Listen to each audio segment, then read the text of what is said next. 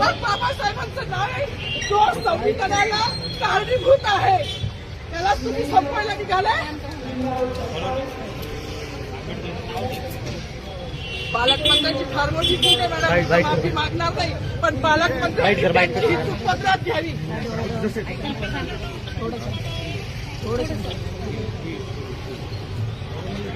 मला मीडियाशी घेणं नाही मॅडम, मला सस्पेंड केलं, मी माणूसचे गाड्या उपसी, मी माती काम करीन पण बाबासाहेबांची ओळख पुसून येणार नाही. मला सस्पेंड करायचं करू शकता मॅडम, बाबासाहेबाला संपवायचं काम करायचं नाही. 26 जानेवारी 15 ऑगस्ट मध्ये मी नाही मानत पण लोकशाही मॅडम तुम्ही सुद्धा संविधानामुळे आहात, पालकमंत्री सुद्धा पालकमंत्री संविधानामुळे आहे. कोणताही जाती भेट नाही, सगळी समानता केली आहे. बाबासाहेबांचं नाव आता तरी भाषणात येईल, मग तरी भाषणात येईल. ज्या लोक संविधानाला लोकशाहीला कारणीभूत नाही त्यांची नावं वारंवार घेतली गेली.